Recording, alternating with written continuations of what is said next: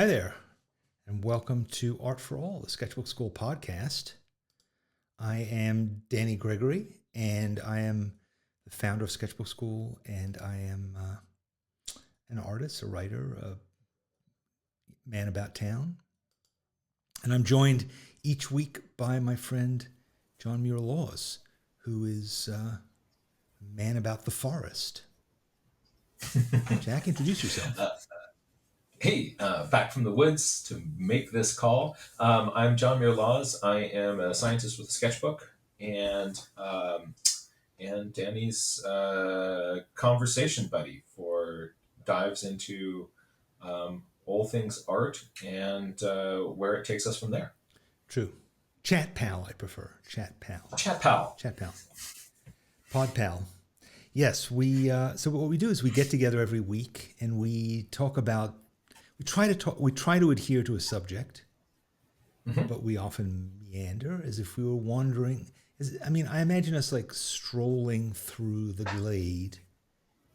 Maybe with walking sticks, maybe hands in pockets, wandering past babbling brooks and sylvan Thickets. Gotta be thickets. sylvan thickets. Yeah, beating our way through thickets with machetes, and Oh, there we go. along the way talking about art, about life, about stuff, science, things.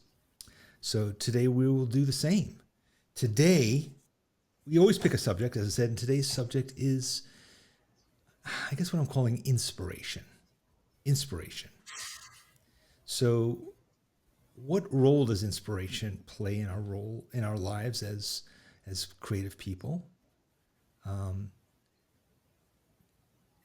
guess that could include inspiration as in the muse coming down and inspiring us, but it could also include what do we do to keep the juices flowing, to keep the pot bubbling.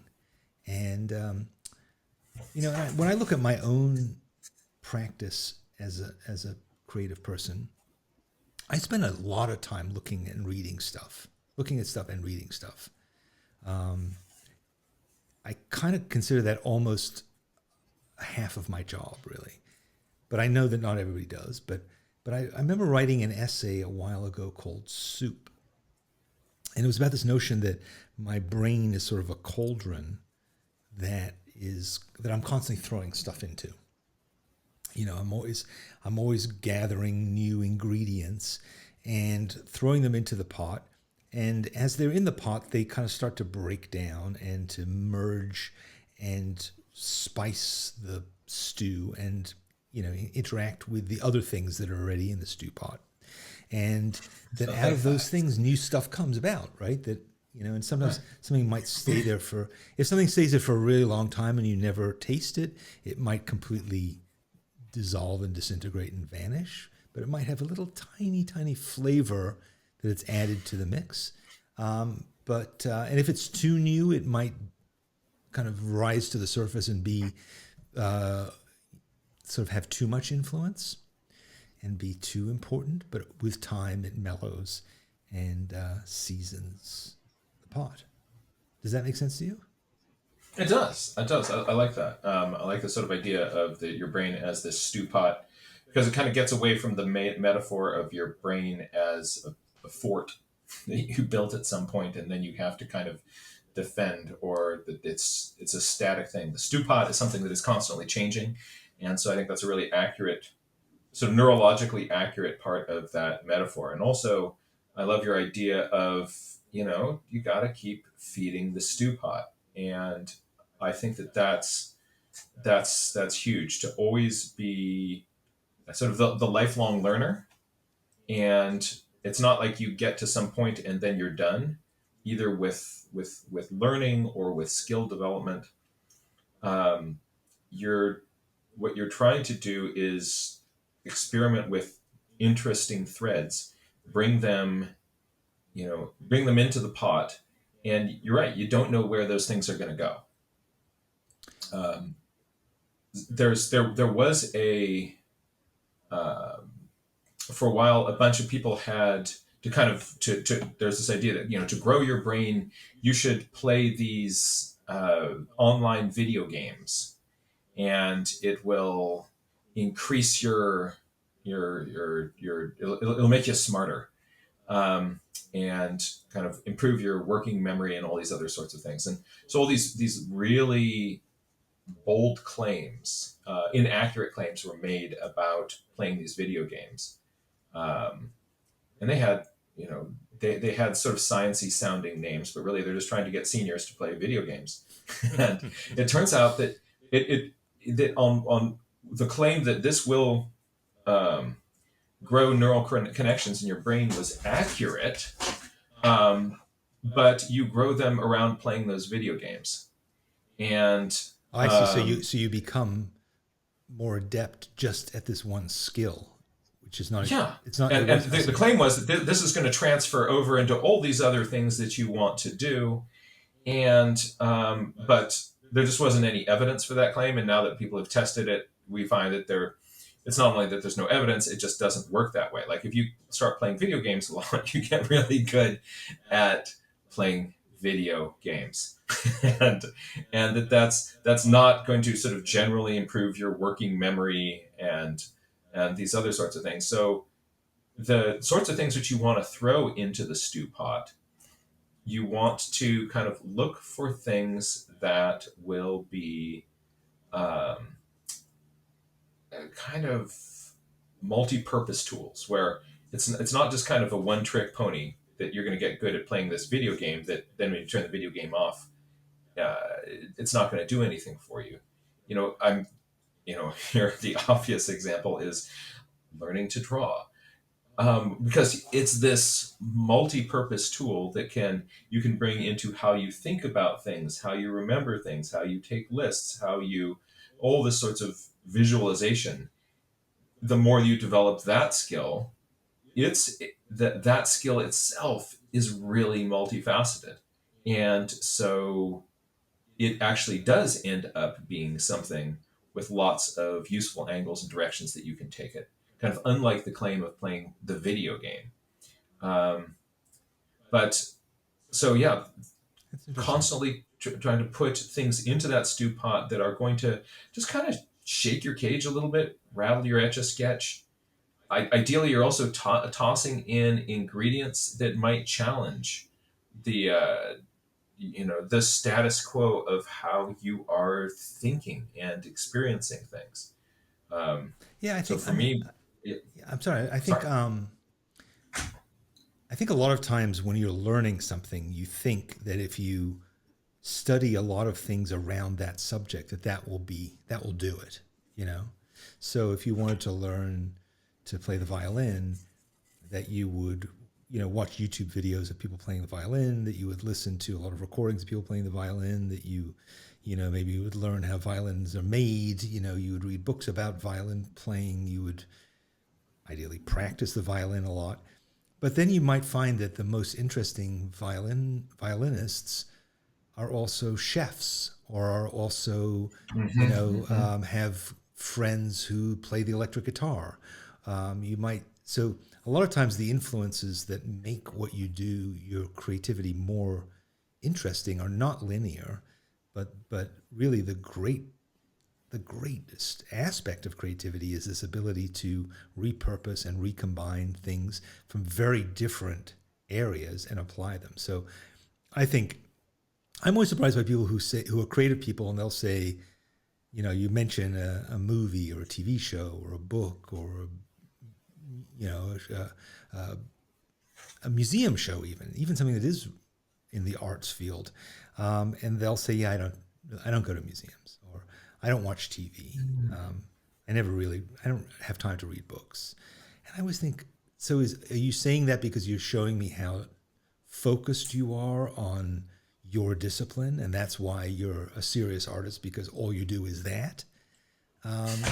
When for me, it's about the multiplicity of things. I mean, again, maybe I'm not as accomplished a draftsman as I would have been if I just focused on just drawing. But I think in the end, our job as artists is really to shed new light on things, right? And it may be that you're showing a universal truth, but you're showing it in a new way. and that new way that you're showing it may be influenced by um, a really unusual thing. Like you might have read an article in the New Yorker about a brain surgeon, and the way that he talks about his tools might inspire you to think about your brushes differently. There's this stew is not just a chicken vegetable stew. It can be a stew that has Indian spices in it, and it has some bits of grass in it, and it has lots of Tinker toys. tinker toys. I'm not sure about that part, but yes, theoretically, yes. So I think that's really the challenge, is to keep open-minded in this way, open-minded to the influences that virtually anything can have on you. Hold on a second. It just one second. Yeah, that's so. That's really what, to me, is also interesting. It's also interesting. I mean, I remember in my years in advertising, how many advertising creative people I would meet who only could reference advertising. So, you would say, did you see this movie? And they would say no. But then their references would be other commercials. I would always think, and I would say, well, have you ever seen this movie directed by Wes Anderson? And they would say, do you think we could get Wes Anderson to direct the commercial? I'd say, no. That's not what I'm talking about. I'm just saying we can take something from that, or we could take something from the style in which a story is told on a podcast, or we could take, a story by de Maupassant, and we could say, this makes me think of this. And that I think just makes you a more interesting person, frankly, too.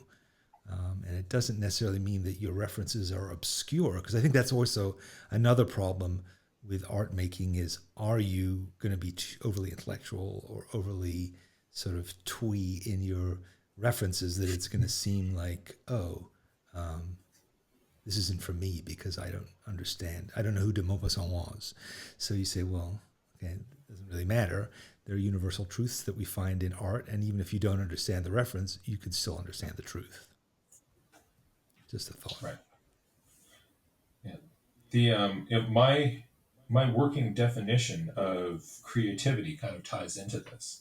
I think of creativity itself as your brain's ability to make meaningful connections between seemingly unrelated things.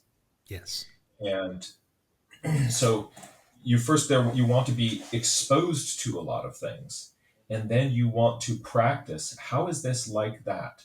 How is this different than that? How are, with those similarities, is that just sort of a surface thing, or is that kind of a deeper process thing? But really intentionally working on trying to draw relationships between things, sort of trying to get your brain to be a connector. Right. And to shed different kinds of light on it, right? I mean, I would imagine as a scientist that being able to have a variety of different perspectives on a thing, on a problem, makes it that much more likely that you're going to come up with an interesting and possibly correct solution, right? Because you're thinking outside the box, quote unquote.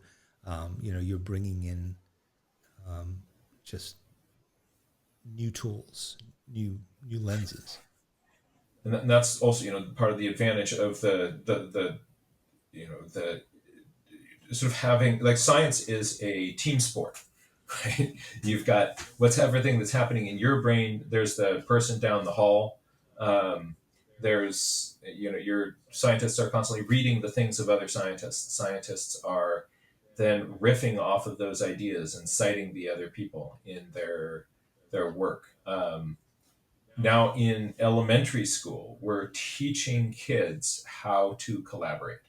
How do you work with other people on a project to get things done? Because just about like the idea of the scientist as the kind of mad lone scientist off in their lab with test tubes burbling and kind of cackling is an inaccurate trope. Right. That's right. that's the kind of the common trope of the scientist as this loner. And the artist, But and the yeah, artist, and the writer, same thing. isn't that interesting? Sitting in a cabin, sitting in a garret, you know. Yes. That's right. Um, yeah, it's like, but you think of like the major movements in art. It's not some person just sitting there by herself. Right. It's these people getting together then in the coffee shop and kind of geeking out with like, whoa, did you see what Francesca did today? Oh man, that's some crazy. And then they're riffing off of each other. Right, but The I think that's science. because of marketing and capitalism. Like you want to be able to tell a simpler story. So you want to be able to say Mm. Thomas Edison invented the light bulb.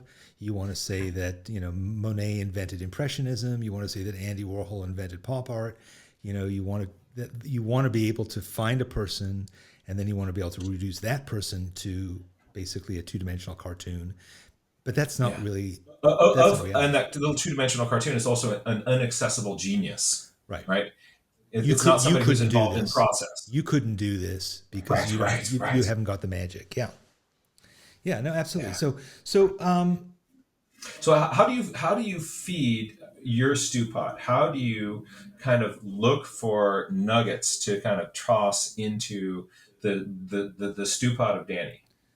I think I spend a lot of time in rabbit holes, and you know, I like rabbit stew. No, I spend a lot of time. Yes. I spend a lot of time like going on, you know, roads less traveled to some extent. Finding a thing, it leads me to another thing. Leads me. I'm rarely thinking about the utility of the thing. You know, there are times that my inner critic will say, "What are you wasting all this time on this thing for? You know, this has nothing to do with the task at hand." And you know, I mean, I spend a lot of time on the internet. Obviously, the internet is an endless trove of stuff. The thing about the internet is there's a lot of crap, and Oh, there's a lot of yes. erroneous information. But I'm not really looking for verifiable facts most of the time. A lot of times I'm interested in like, how did this person explain this thing, even though the thing that they're explaining has nothing to do with what I want to explain. But I think really the core of my creative output is generally in essays that I write, and essays that are often, at their core, probably not saying something you haven't necessarily heard before, because I think most, you know, a lot of essays are like that. But what I try and do is I try and tell it in a way that is unusual, or I'll try and tie it to something that feels relevant. You know, so I might want to write an essay that says something along the lines of, you should go out and feed your brain and get lots of information and be open-minded. Like, let's say that that's my thesis. Again, you've heard that before. A million people have said it. So I might say it in terms of a stew pot, right? So why do I say it in terms of stew pot? I say it in terms of stew pot because I think that there are a lot of interesting things in cookbooks, and I read cookbooks, and I watch television shows about cooking, and we know people who are chefs. My wife and I go to restaurants and try lots of different kinds of food. So food might be a natural way of combining, of a natural sort of metaphoric language to apply to something that's kind of different, right? So if I'm talking about drawing or I'm talking about writing, but I'm applying cooking language to it, it just makes you think and engage with me as you're reading it, where you're trying to figure out the metaphor, you know, or you might be delighted and surprised by a twist or a turn that I apply. So that's something that is on some level familiar, has a new way of absorbing it, because I think so many of the things that art and literature are trying to convey are things that you've been told 100 times, but for some reason they didn't stick. So I need to tell it to you in a new way. And you know, and you think about, there are these books that I've seen, there are like lists of story plots, and they say, you know what, there's 100 plots, or there's 30 plots, or there's 8 plots, or whatever it is. There's only so many plots, and you can take anything in literature and basically winnow it down to those plots. And so you think, well, why is it entertaining then to read a book if you kind of know how it's going to turn out, because there's only 8 plots? Well, because of the way in which it's presented.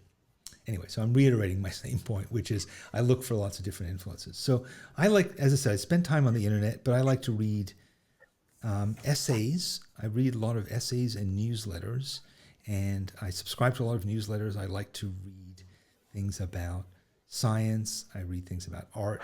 I read things about marketing. I read things about sort of technology, sort of, I guess, sort of sociology kinds of things that are explaining how people behave, how culture behaves. I like to read history, and you know, I like to read trash sometimes. You know, like read like a thriller or something, and I like so. And similarly, like with music, there came a point where, you know, you had access to all the music in the world, right? And so you no longer were just listening to your LP collection, but you can go on Spotify and you can listen to literally anything ever recorded. But the problem is, well, how do you do that? I mean, what do you listen to, right? So then Spotify will say, well, based on your listening history, we recommend this. And a lot of times what they're recommending is may not be very good, or maybe just kind of exactly what I just listened to, but just like a different recording of it or something. And I'm interested in new experiences. And I've always found that the radio rarely presents me with anything new. You know, it's like if you listen to top 40 or whatever it is, you listen to classic rock, it's all the same playlists over and over again. So we now listen to a radio station, a streaming radio station that's eclectic music, but it's French. So it's not all French music, but it has a French point of view, which is really, really different. And you never know what you're going to hear. You might hear a piece of classical music followed by some jazz, followed by a French popular piece of music, followed by some kind of, you know, classic blues song, whatever it is. It's always different. And so it's always surprising. So you pay attention. Music doesn't just become a background bed, but it's something that's a listening experience. And I think it's been a long time since I've been able to do that. The old days of like putting on a record and sitting there and listening to it. And it's not necessarily that you need the music, but you need the experience of paying attention, you know, paying attention to anything that you're experiencing. It's so easy in our world to be numbed, to be overwhelmed. So that's what I find useful. So you're talking, I love that you're thinking about how to avoid just sort of numbing and not really engaging with what you're experiencing. You've got a strategy for getting out of the echo chamber of the algorithm. That whether you're, you know, if you've got your computer set up to track what you like and what you click on, it of course just feeds you more of that. And the especially around things that are a little bit emotionally charged, it's even more effective at doing that. And so we end up just sort of convincing ourselves that we're right, rather than investigating whether we may be wrong about something. Yeah. I mean, I think it's like politics or culture in general. You know, part of us wants the familiar. We want, you know, we don't want to be challenged. You know, we want people who are of like minds, and we want to listen to the oldies, and we want, you know, comfort food, and we want what we know, but that's not really helpful, because all that does is it's the same thing. It's Campbell's tomato soup instead of this bubbling cauldron of stew. Yes. You know, it's like, yeah, that's my mother used to make me Campbell soup when I was cold and when I was sick and home from school. Okay, fine. Nostalgia is fine in its place, but you've got to venture out, and you've got to make yourself uncomfortable, and you've got to challenge yourself. I think this is the thing a lot of times is, why does anybody like this? I'm sure you've had this experience, like maybe the first time you had sushi, let's say, and you know, you were like, what? Like, what? People eat this, or people listen to this music, or people, you know, what? And you can put up those blocks and just go like, those people are idiots, or those people are pretentious, or those people are foreign, or whatever it is. You can easily come up with a reason why you shouldn't experience it. But if you do experience it, And just want to interject, and it's also interesting. A big way of kind of negating that is once you can kind of come up with a sort of a pejorative label for whatever that is, then it's easier for your brain to kind of categorically not pay attention to that. right, because you Yeah. can say, I don't need to think about that. It's safe to not think about that. I mean, again, that Yeah. goes back to the inner critic, to the monkey, to to the way that our brain is structured to avoid the unfamiliar. I mean, it is a strategy for survival, right? The unfamiliar Yeah. definitely has danger involved with it. Is a threat. That's right. But I think when you look at artists or writers or musicians who just work in the familiar, the, I can't tell you how many times. I mean, I read an awful lot of books, and there's so often that you'll pick up a book and you start reading it, and you'll go, "Well, have I read this before?" Or you'll say, "Well, okay, that character is like cut out of cardboard in 2 dimensions," or okay, that dialogue is completely doesn't seem real. Like nobody would ever say that. All those kinds of things are happening where that is basically working with familiar tropes where the characters are all stereotypes. And, that exists in every art form is the super familiar, which may be the most popular. It may be a great way to make a living, right? Make a certain kind of action movie or a certain kind of rom-com, or paint like in a way that's going to be popular on Instagram. There's so many ways to do things that people are going to like this. But I think as artists, it kind of becomes dull fairly quickly, and you're also if you don't come up with something original, then anybody can do what you do.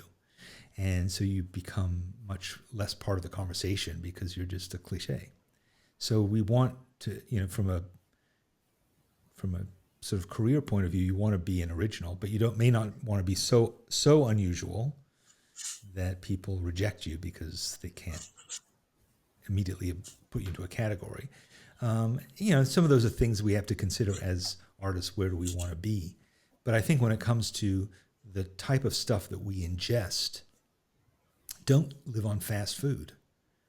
And fast food is, could mean a certain kind of mystery novel. It could mean a certain kind of pop music.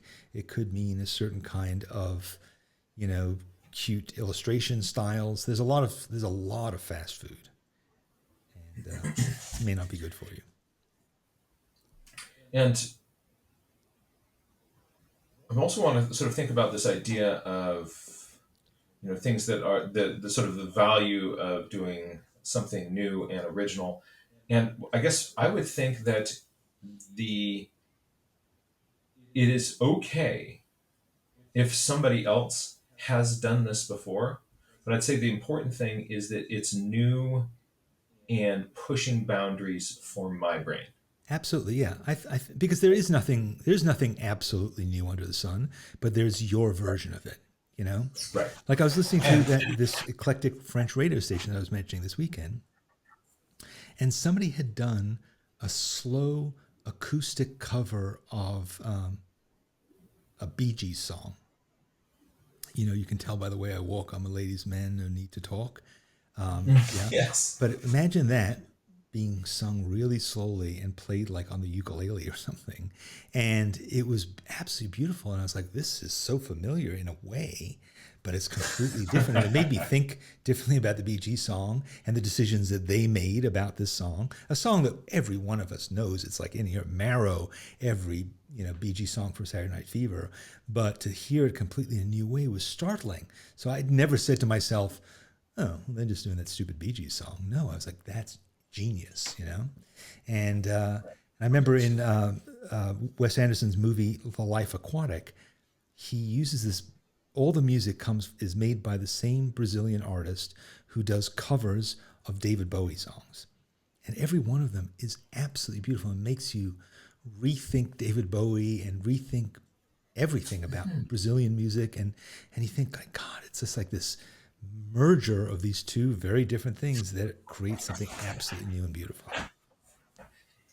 Yeah. And so when we're in that that zone, your brain is it our brain is so excited by things that are novel. Um, and it's easier for us to focus in that zone. I think also that um, and again the distinction here, I think the distinction is really important, that it is okay if other people have done this before. It is okay if other people have thought of these things before. I don't have to say, like, I'm gonna just have to be so wild and different, like nobody's ever gone here before. But what I'm doing is I'm intentionally pushing my brain out of the comfortable rut that it likes, sliding around on. And I'm trying to get my brain, my little pot of stew, to burble a different flavor than it has before. And so that's going to also involve, let's say at some point I get a really good soup. Um, I think it's really easy to start thinking I've got things figured out. I'm right. Um, and this is good enough. And then anything that challenges those ideas is a threat. If you start identifying with your soup, then changing the soup is a threat. And so I'm going to say that we also can't. We want to kind of, part of the idea of the soup is that the soup, you want to keep that changing, because just the hubris in the idea of saying that I've figured this stuff out and I'm right now, and is is absurd at all levels. Right. If and because I know that 10 years ago, I now disagree with myself about some things that I thought 10 years ago. And I had the same sort of feeling of, like, oh yeah, I think I've got stuff figured out 10 years ago. The 40 something Jack thought he had things figured out. The 50 something Jack has the same subjective experience, but probably the 70 something Jack is going to have a different perspective on it.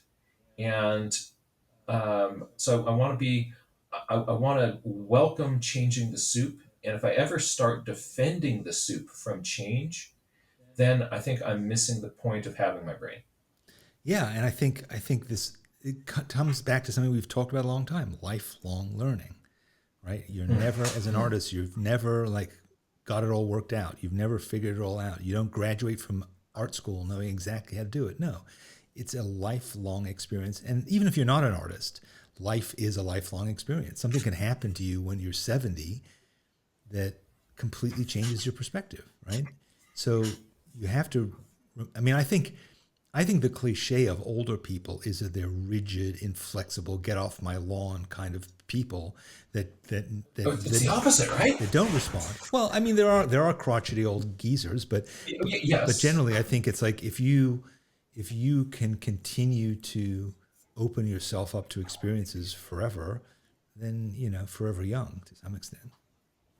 Well, and like, about my experience with just with, say, teaching art, is that people in the middle of their life very often aren't ready to take the risk of trying something new, because they want to be shown to all their peers as being competent.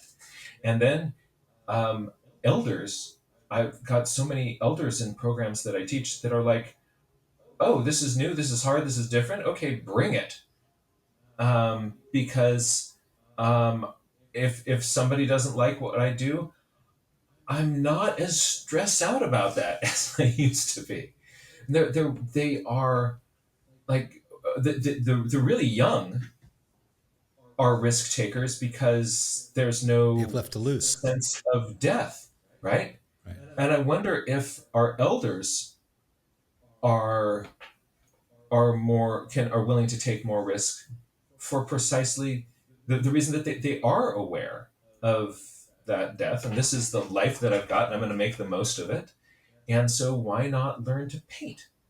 Why not? Yeah, and I think your identity is less tied up with your expertise at that certain point. Like you don't need to validate your existence by showing that you're good at X, Y, or Z. And I think when you're younger, I mean, there's a certain arrogance of young people, cockiness, but I think there's also a more of a willingness to try things because why not? What the hell? Why not? But I think when you're, as you say, when you're middle aged, you have a lot more to lose by not being credible, and you're You want to, it's going to be helpful to your career to be an expert on something. right. Yeah, that's true. I think when you're older, you also realize that the things that you've learned you can share, but you can also be open to, right. I'll You write can down you that. can also open yourself up to new experiences because maybe you just have more confidence in yourself and saying, you know what, even if I encounter a new experience, a new situation, I'll be able to weather it because I've done that before. I've had lots of ups and downs, and I survive. I can do this. But I do still think though, when you're older, there can still be a lot of calcification and rigidity where you say, I just don't like that. Or you can say, I mean, here's a very common thing. I'm just not a technology person. You know, I don't get Hmm. technology. I can't figure that stuff out. And there I think, okay, come on. Like you figured out a lot of things in your life. You can't figure out how to turn down the volume on a cell phone. There's a lot of things that you can master at any age. And the fact that it's a bit unfamiliar shouldn't be so daunting to you that you don't try. I mean, I can understand if you're particularly old and your senses are limited and you can't see and hear properly. So then maybe you just feel so much more vulnerable that you're afraid to go into a situation that could cause you harm, that could be risky. But I think for most of us, we're fairly, you know, resilient. And I would like to see more people try more things, listen to more kinds of music, try more kinds of food, go to more kinds of places, meet more kinds of people without your assumption being that they are going to be a certain way. And I think in doing all that, you again open up your mind and find new raw material for your creativity. What are some of the things that you do to feed your? I mean, I've been a little bit vague about what I do, but in part because it's not systematic. But what are some of the things you do? Do you just go and like sit under a tree and listen to a bird? What do you do to? Oh, yeah, that is a big part of my process. But is that still So I inspiring to you? Isn't it kind of like how many trees can you sit under? How many birds can you listen to? all of them.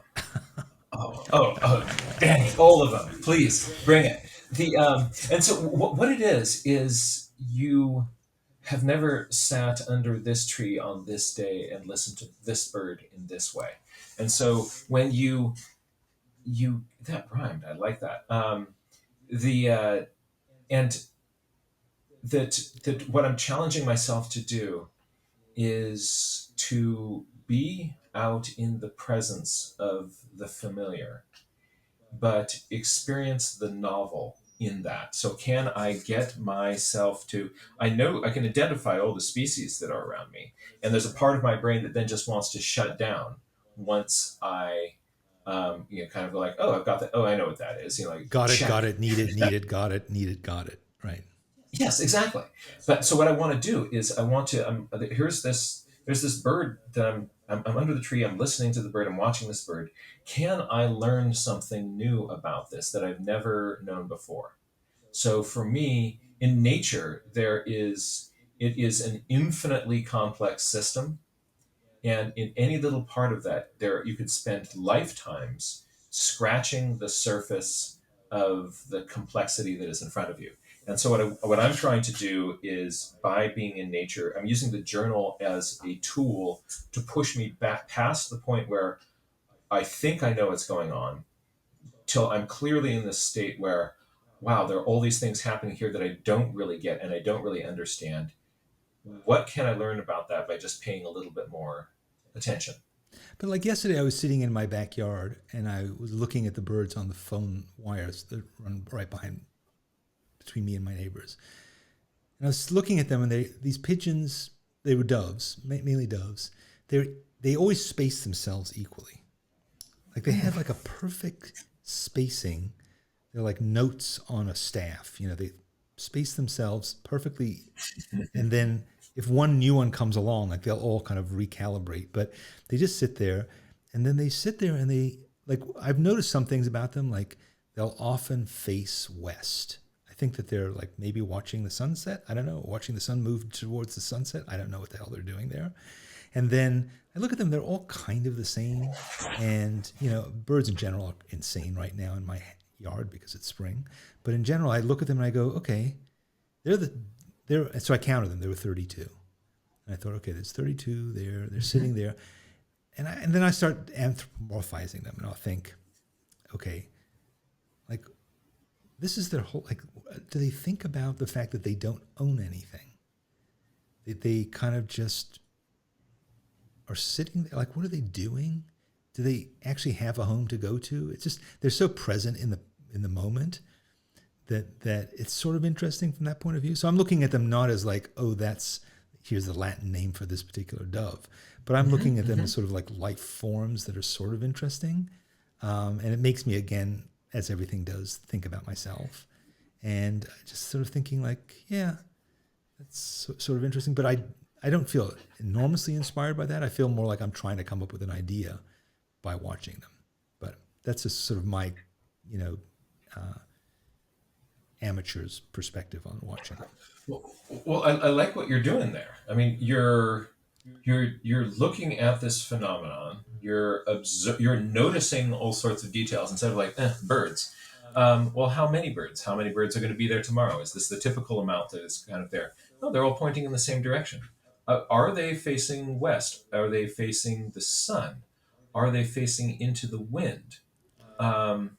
Is there an advantage to having them all facing the same direction? Would it make more sense to have some pointing in one direction and others in the other direction, so you could see the peregrine falcon coming? They're just doves. They're not very smart. Oh, but they're doves, and they're a system that has worked for so long, right? They're a system that works, right? No, it's true. Just think how successful they are. I mean, that whole pigeon thing, it's working pretty well for them. Yeah, there's a lot of them. There's a lot of them. They're clearly a lot of them. They're doing much better than the quails. The quails take hits from predators much more readily than the doves do. So if all the doves are facing the same direction, like with quail, I can hear that there are clear warning calls that you can hear quails giving. They'll make these sort of predator alarm calls, and they'll have a sentinel sitting up on the post. And I don't see rock doves doing that. Right? So why is it then that they're so successful? So see what's happening here is now my brain is kind of getting curious about this phenomenon. What's up with the phenomenal success of the rock dove? I'm not seeing collective behavior that I'm noticing that seems to help. Is it just that we've created the perfect habitat for them with lots of abundant food, water, and shelter? And so they're going to sort of fill that out? Or is there some other strategy that they have? Why is it that I see more quails in the talons of the raptors than rock doves? Like, why aren't there a lot more peregrine falcons just feasting on pigeons?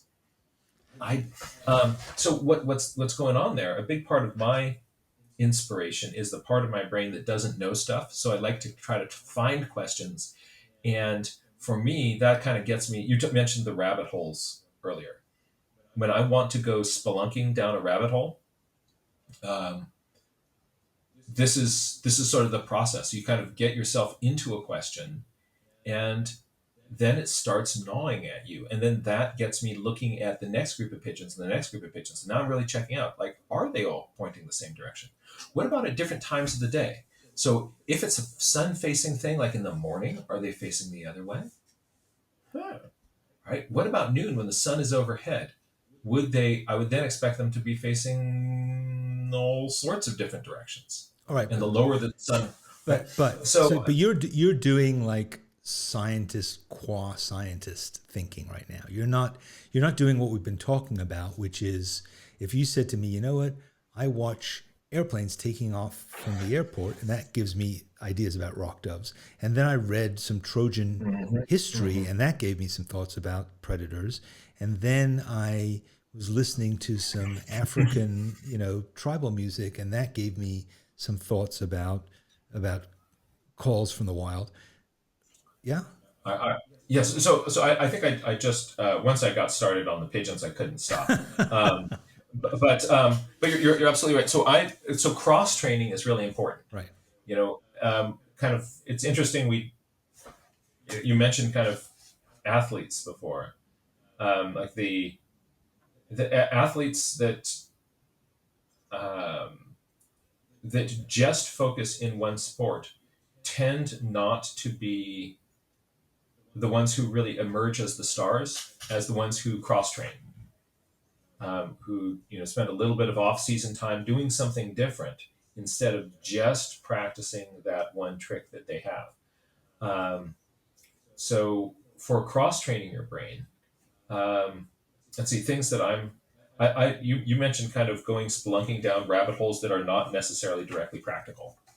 Um, I loved that so much that I had to write it down because that also is part of my practice. I like to kind of find something and geek out on it right now. So right now, the thing that has kind of caught my curiosity is cold reading. What? Uh, Cold reading. So cold reading is what psychics and mentalists do to make you think that they are either speaking with the dead or have some sort of insight into your past and future. And um, it's a series of kind of psychological hacks and tricks that can give a person a very convincing sense that somebody has psychic powers. And as a way of understanding how our brains are easily tricked and fooled, I've been kind of geeking out on like what is the system. I think it would be actually really be fun as not to pretend that I can speak with the spirits and the dead, but to get really good at this system so that as sort of a performance, I could I would be able to do this thing, which is more about probability and paying attention to people's behavior and sort of tricks of how you say things like this because there's and it's fascinating. It's a fascinating way for me to study kind of the way that humans think by looking at this way that we're easily tricked because I think I'm tricked by all sorts of things, but here's a whole system for tricking people. Let me give you kind of a fun example of it. um, let's say um, uh, I'm doing a cold reading on you. Here's this really fun trick.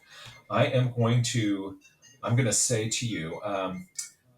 So you weren't born in a dense urban area, were you? Yes, I was. I thought so because I am. I'm sort of sensing. I'm sensing crowds. I'm sensing people. I'm also sensing kind of a diverse environment.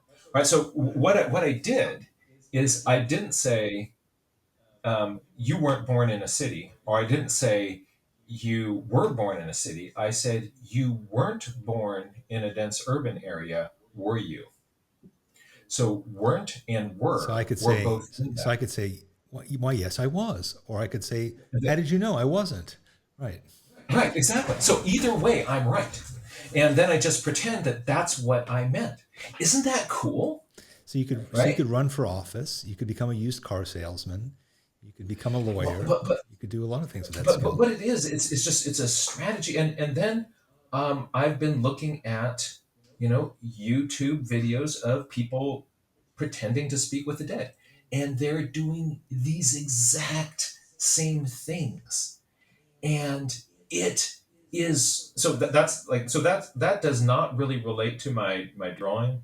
It kind of in a one way kind of relates to my interest as in sort of public understanding of science.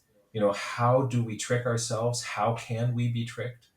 But there's not a really direct application for But me I think but I learning think that's an important point, pole. which is we're not looking for things that have direct applications. In fact, Right. I would suggest that that's even less the point than having a thing where you never know where that thing is going to go Right. or where that thing Right. is going to lead to some other thing. It doesn't really matter because these are all things that are going into who you are as a person, things that interest you, and your art.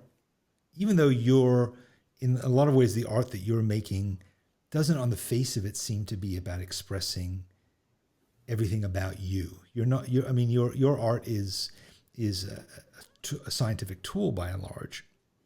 But I would also say that there are things in your art that if somebody looked at them closely, they would, just like you're talking about cold reading, your art might reveal things about you too, right? So things Yes. that have nothing to do with the bird that you're drawing, but explain, something, and I think you could do that with any piece of art. And a lot of art historians do that, of course.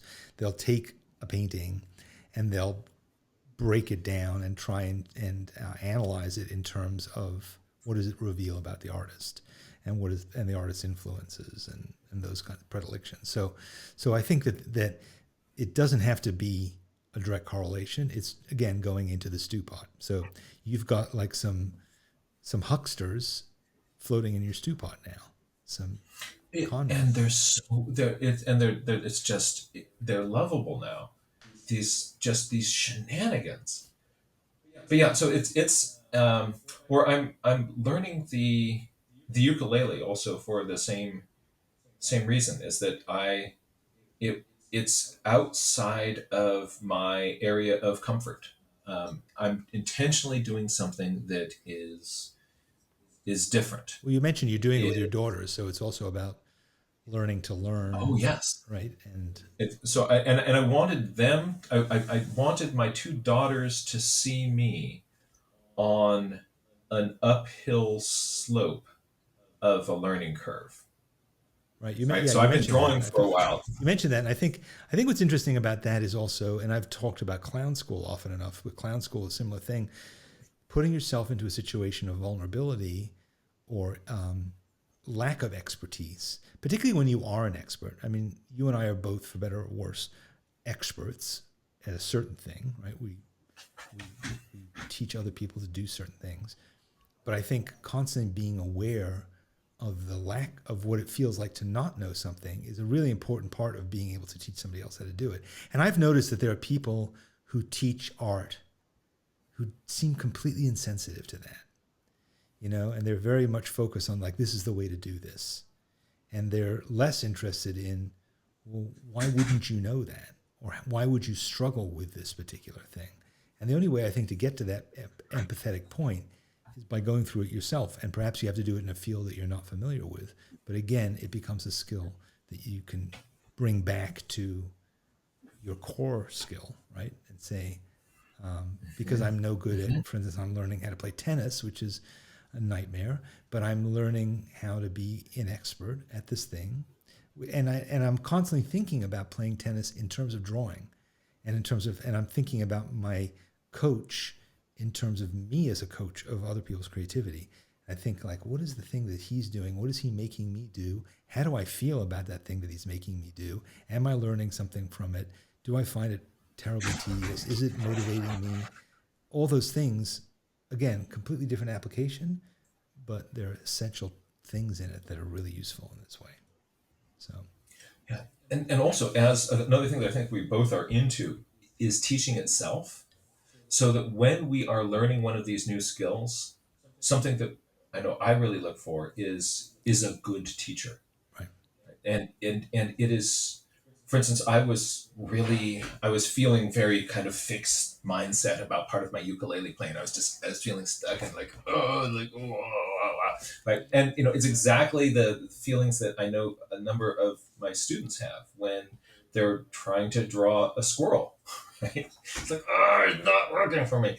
And just watching the way that my teacher um, kind of kind of went into that place where I was feeling, found me, and helped pull me out. Was it took work, it took direct attention, and I was very aware, like, wow, what you just did was really graceful there. That would be really impossible if you're feeling frustrated. And just it's also just so much fun to, as you're learning things, to be paying attention to how, what are tips there that I can also incorporate into how if the next time I encounter a student who's feeling really frustrated, um, Right.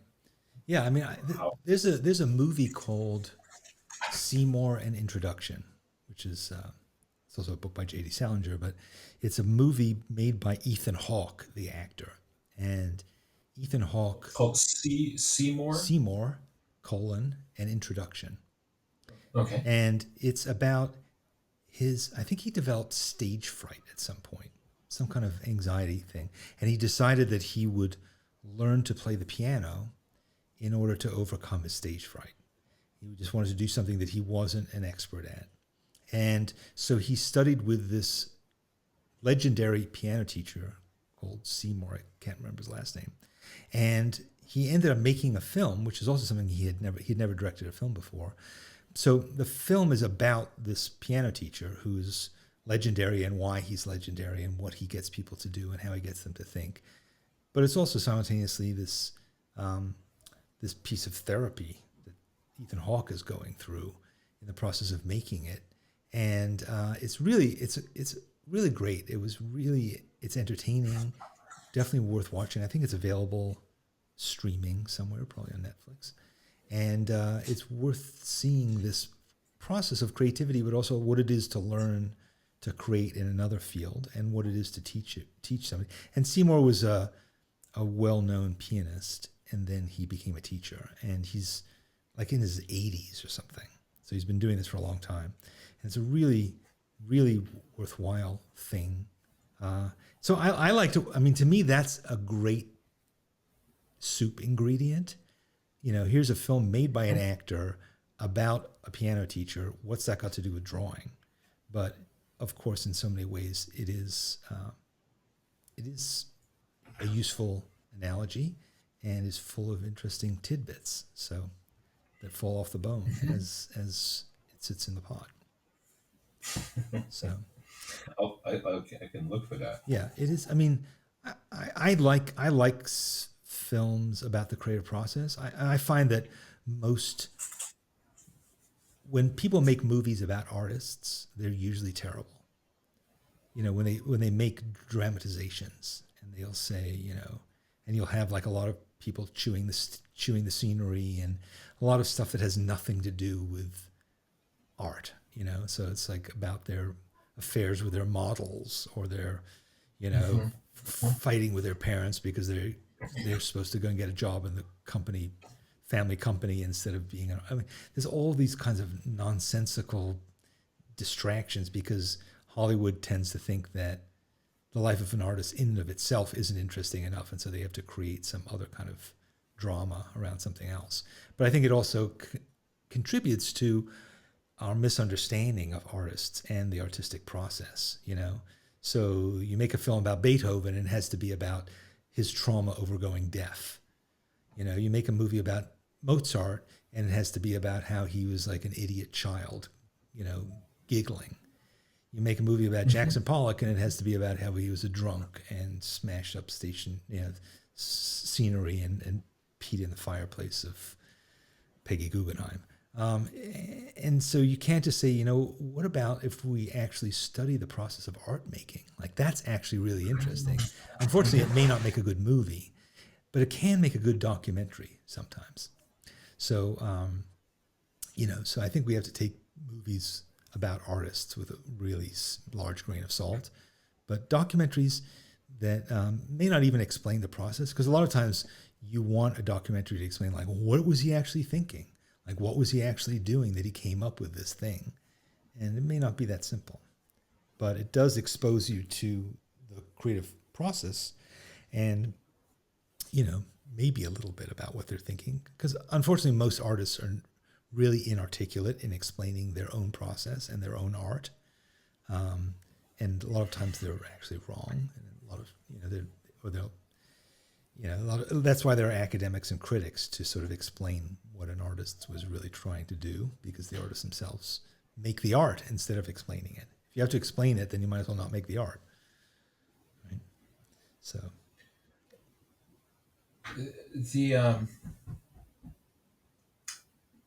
it's interesting. Now you've got me sort of thinking about. I was thinking originally about sort of how the trope of how scientists are presented in the movies, um, and then you just came up with a whole list of artists who are also presented in movies as these sort of disturbed.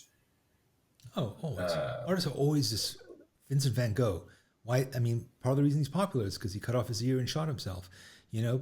yeah, And then how do you represent Paul Gauguin? Well, he was crazy and he was irascible and he was a drunk and he was, constantly seducing native girls, and he just, Picasso. What was his deal with Picasso? He beat his wives. He just reduced it to something that, yes, that was a part of who this person was. It may not have been a very, savory part of them, but it doesn't really shed any light on their art. That's what we care about.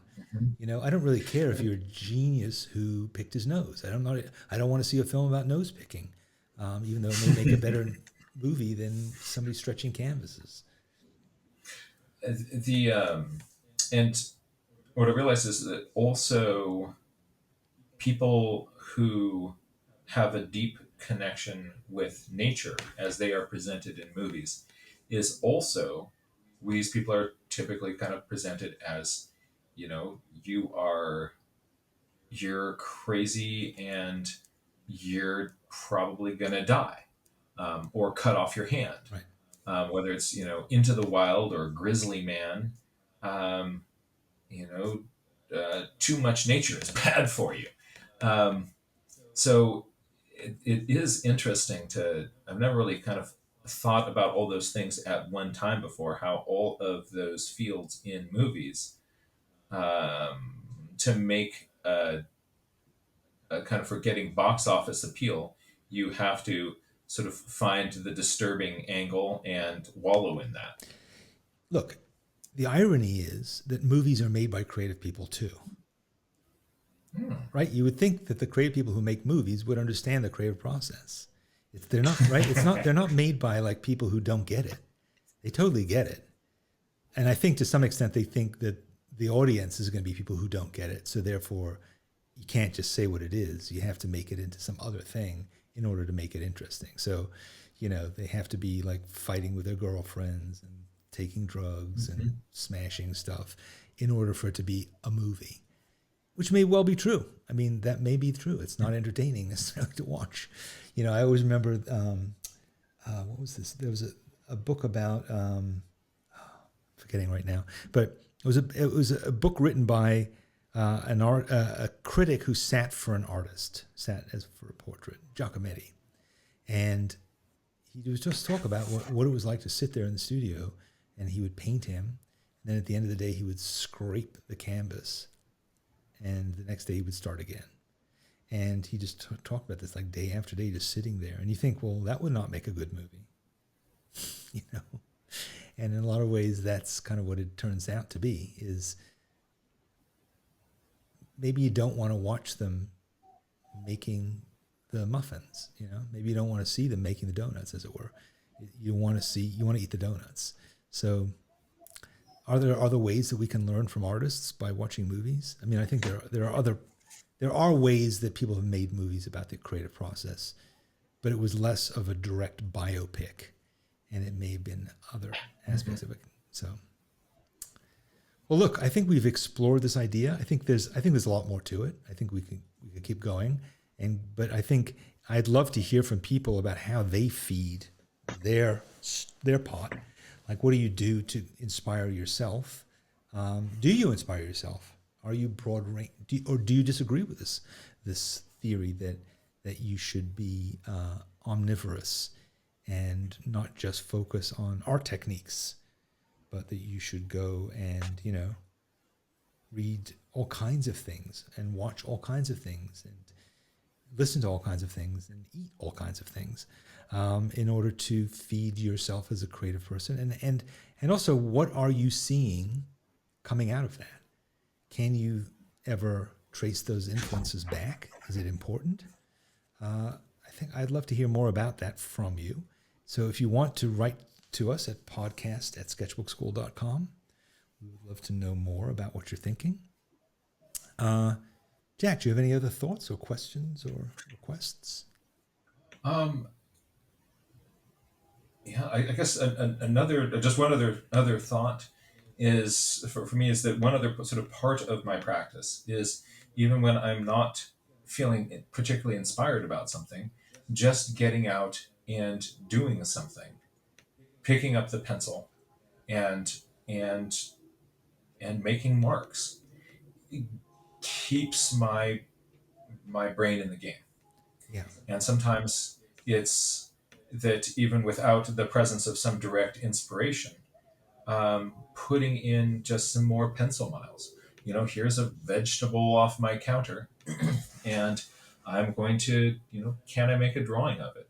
Can I cut it in half and show the presentation arrangement of the parts inside? Like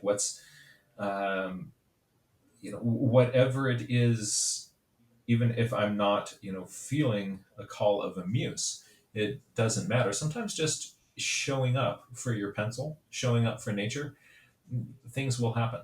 Yeah, and I would add to that by saying playing.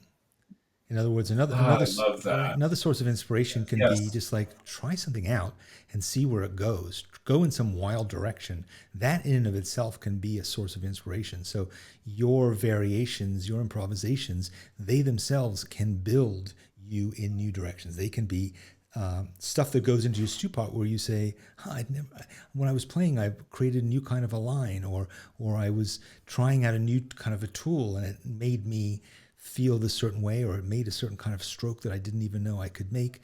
Those kinds of things, again, it's another form of adding variety to your experience in order to just spark new sort of associations and new mergers of stuff that may never have been done before. That may be where your originality comes from, something that you couldn't anticipate or plan, but you just, like I was saying before, you play a standard song, but you play it on a kazoo.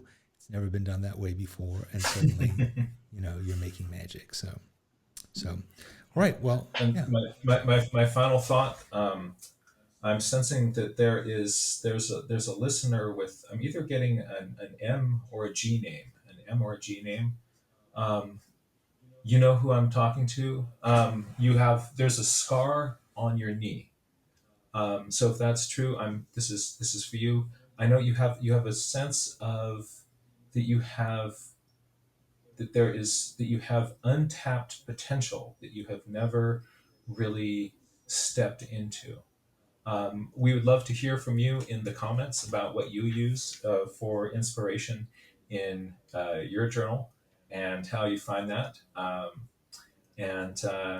It's amazing. It's an uncanny gift you have. It's uncanny. It's uncanny. It's Laws the Magnificent. He reads your mind. I'm also I'm getting a signal. I think you like listening to podcasts, or possibly watching them on YouTube. I'm just getting a very strong sense of that. And if you are, please identify yourself, because we might have some more things that we can tell you about. We would really like to hear from you. Yes. All right. Well, I think with that, that's enough tomfoolery for one day. That's enough for today. This has been Art for All, the Sketchbook Skool podcast. We will see you again next time.